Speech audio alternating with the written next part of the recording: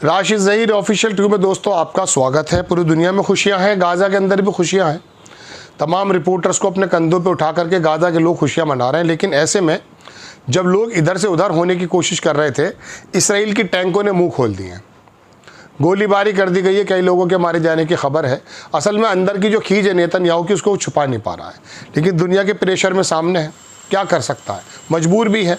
Hamas जैसे संगठन ने घुटनों पे लाकर खड़ा कर दिया, भले ही अपनी मौतों का बलिदान दे दिया हो, लोगों का बलिदान दे दिया हो, बच्चे मारे गए हों, कट गए हों, फट गए हों, लेकिन वो जो दुनिया की बड़ी ताकत कहने वाली अमेरिका और इसराइल थी, आखिरकार उसको टेबल पर आकर बात करनी पड़ी। ये खबर देखें, ये मैं कुछ खबरें लेकर आपके सामने हाजिर हूँ। ये हमास के हैं ओसामा हमदान। इन्होंने कहा कि इसराइल की जो ऑक्यूपेशन है आर्मी, उससे उम्मीद की जा रही है कि वो गाज़ा सिटी से निकल जाएगी, नॉर्थ से, रफ़ा से और खान यूनिस से। आगे कहते हैं कि पहला जो फेस है वो बहुत इंपॉर्टेंट है और डिमांड है करता है फ़लस्तीनी पीपल के लिए, ending aggression on the Gaza पे जुल्म सितम बंद किए जाएँ। एग्रीमेंट जो है वो इंक्लूड है, उसके अंदर 5 बॉर्डर जो क्रॉसिंग के हैं उनको ऐड की वजह से खोला जाएगा। उन्होंने कहा हमने डिमांड किया कि हाल्ट कर लें ड्रोन ऑपरेशन जो चला रहा है वो स्ट्रिप के अंदर फैसिलिटी प्राइजनर्स हैंड ओवर प्रोसेस, ताकि जो प्राइजनर्स हैं उनको वापस किया जाए। इंटरनेशनल की जो एजेंसी हैं will oversee the distribution of aid, बाकी जो इंटरनेशनल एजेंसीज हैं वो एड को देखें किस तरह से बटेगी। Not the Gaza humanitarian foundation GHF, ये वही दरिंदों की है जो मैं आपको पहले बता चुका हूँ। दूसरी खबर दिखाता हूँ दोस्तों मैं आपको।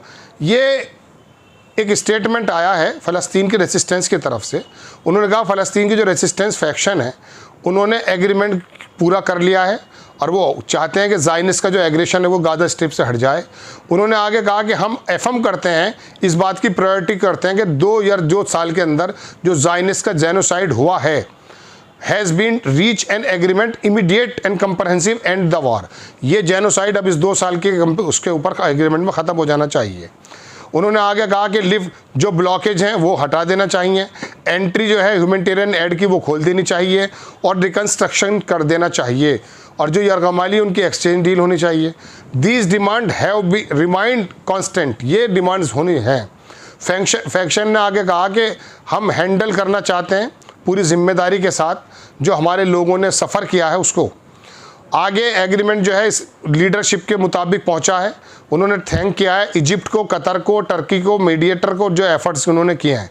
उन्होंने कहा नेचुरल रिज़ल्ट है ये, हमारे लोगों की जो उन्होंने कुर्बानियाँ दी हैं उनकी वजह से ये रिज़ल्ट निकला है, और ज़िम्मेदारी ये है कि हाई इसके अंदर लचीलापन लेकर आया जाए और demonstration by the Palestinian negotiation delegation through out the talk, और हमने जो वो अपना लचीलापन दिखाया टॉक में, इसकी वजह से ये हुआ है।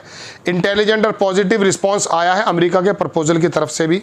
फ़लस्तीन के रेजिस्टेंस ने आगे कहा है कि उनका जो हाईएस्ट एक्सप्रेशन जो है ना, प्राइड, वो ये है, ऑनर भी है कि उनके जो हीरो थे वो गाज़ा में लड़े।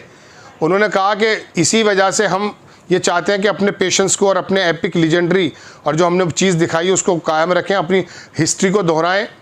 उन्होंने कहा कि हम ये चाहते हैं कि हमारी जो सॉलिडेरिटी है, फेथ और ट्रस्ट हमारे रेसिस्टेंस के अंदर बना रहे।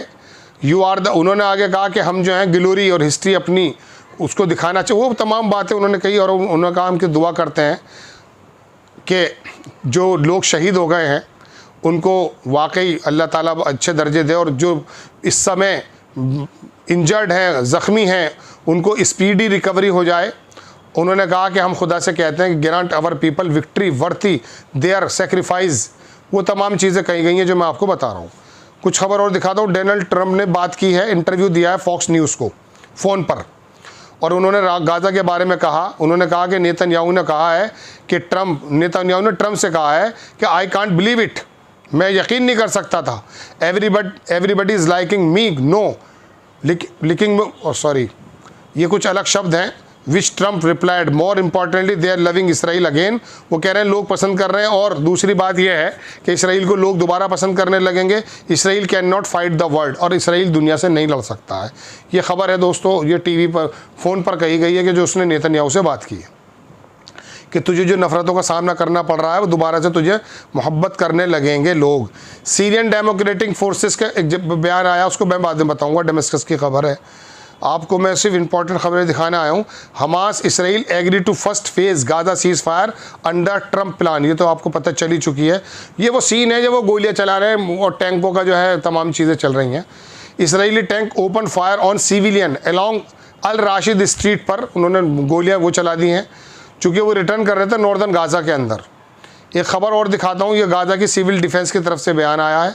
उन्होंने कहा हम चाहते हैं कि हमारे जो लोग हैं वो करंटली सदर्न गाज़ा से जो लोग वापस आना चाहते हैं अभी रुके रहें, अभी रिटर्न ना हो इस टाइम, जब तक ऑफिशियल अनाउंसमेंट इश्यूड पूरी तरह से ना हो जाए, अथॉरिटी कंफर्म ना कर दे कि आप इधर से उधर जा सकते हो। उनका कहना रुक जाए, लेकिन लोग तो होते हैं।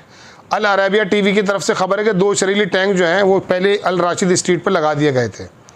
स्ट्राइक कंटिन्यू गाज़ा पे चल रही है दोस्तों। इसराइल ने जो है वो जो है बमबारी कर रहा है। नेतन्याहू ने कहा के ऑफिस ने कहा कि क्लेम जो cease fire Gaza will come in effect after government approve the agreement this evening, इस शाम, यानी कि दोपहर में 2 बजे हो जाना चाहिए था, लेकिन उसका कहना है कि जब तक गवर्नमेंट नहीं करेगी पूरा, हम इसको देखना चाहिए, रुकना चाहिए। गाज़ा सीज फायर ये वहाँ के 12 बजे के टाइम के हिसाब से होना चाहिए था। ये लोग काफ़ी नाच रहे हैं, गा रहे हैं साहब गाज़ा के अंदर।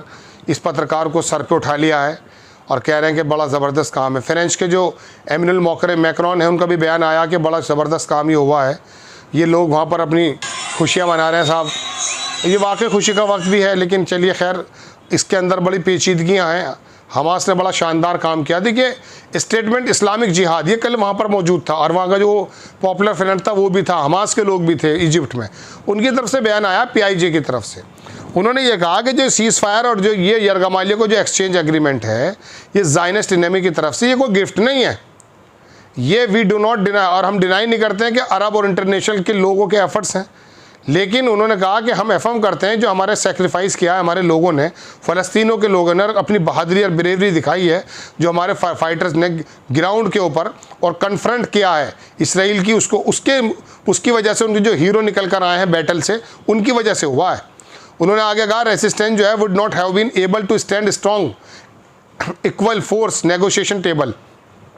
उनका कहना यह है कि जो उनका रेसिस्टेंस है वो इस लेवल पर नहीं आ सकता था कि वो स्ट्रॉन्ग इक्वल कर लेता अगर ये काम ना होता, मतलब हॉस्टेज उसने नेगोशिएशन नहीं कर सकता था। हिस्टोरिक मोमेंट्स हैं ये, विल नॉट फॉरगेट देयर, अपने शहीदों को नहीं भूला जा सकता है जिन्होंने क्रूशल रोल अदा किया है। वाकई हकीकत बात भी यही है। अब देखें ये नक्शा ये मैंने आपको पहले भी दिखाया था। ये पिक्चर है जो मैप दिखाया गया विड्रॉल लाइंस ट्रम्प के प्लान के मुताबिक। ISF इंटरनेशनल स्टेबलाइजेशन फोर्सेस वहाँ पर आ जाएंगी, जो वो 15 लोगों का जो बना है, कुछ लोग इसके अंदर अलग अलग शामिल होंगे। इसराइल का जो चैनल 14 है उसने खबर दी है कि 12 बजे तो ये साइन हुए हैं, सीज़ फायर इफेक्ट में आ जाएगा। 3 बजे कैबिनेट विल इसको अप्रूव करेगी उनकी कैबिनेट, और 4 बजे गवर्नमेंट मीटिंग होगी इस एग्रीमेंट को जो अप्रूवल के बाद, और 24 घंटे के बाद within 24 hours Israeli army force will withdraw to yellow line inside the Gaza. अब आप समझिए, और 72 आवर्स में 20 prisoners will be release in a one day. पिछले 24 घंटों के अंदर ये येलो लाइन, अब ज़रा गौर से दिखाऊंगा मैं आपको, ये इस समय यहाँ मौजूद है अंदर, ठीक है ना। नीली से येलो लाइन पे आ जाएंगे, ये येलो से फिर ये पीछे आएंगे बाद में अगले उसमें मरहले में रेड पर, और फिर ये बफर जोन पे आएंगे, और 20 प्राइजनर जो हैं रिलीज़ होंगे एक ही दिन में। हमास की तरफ से बयान आया कि agreement has been reach and the war on Gaza, ये बयान आया। ये तमाम चीज़ें तो आप देख चुके हैं, मैं अल जज़ीरा भी देख रहा था खबर, ऑफिशियल जो आया हमास की तरफ से वो बयान देख लीजिए, बड़ा इंपॉर्टेंट है। इन्होंने कहा कि रिस्पॉन्सिबल और सीरियस नेगोशिएशन कंडक्ट हुआ है जो फ़लस्तीनी रेसिस्टेंस ने किया है, और प्रेसिडेंट ट्रम्प का प्रपोज़ल जो है इन शर्म अल शेख में जो इजिप्ट में हुआ था, 9 मिनट हो गए साहब, 2-4 मिनट और बने रहिए, यहाँ जेनोसाइडल वॉर अगेंस्ट का पूरा खात्मा हो जाएगा। लेकिन बहरहाल दोस्तों इस्लामिक रेसिस्टेंस ने भी इसी के बारे में बात की है, उनका बयान है, और विड्रा करेगा, यहाँ से ख़त्म हो जाएंगे लोग। We highly value efforts brother mediating Qatar Egypt Turkey को तो एंड टाइम में भेजा बिल्कुल ट्रम्प ने बात करके कि जाइए, उसको जुमे के रोज़ नोबेल प्राइज़ चाहिए ना कल देखते हैं क्या होता है। उन्होंने कहा प्रेसिडेंट ट्रम्प को हम कहते हैं कि गारंटर बने इसके एग्रीमेंट के, और अरब इस्लामिक इंटरनेशनल पार्टी जो हैं वो इसको देखें।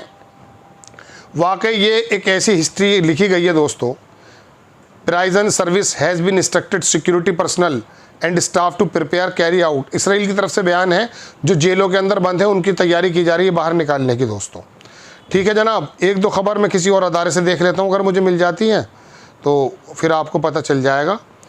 तो मैं ये अच्छी खबरें देता है, इसको और देख लेते हैं क्या कह रहा है। Gaza ceasefire has come into effect, आ चुका है। ये असल में टाइम के हिसाब 2:45 बजे की खबर है, ये अभी 4:30 बज रहे हैं। ये आया है नेतन्याहू का टीवी पर बयान।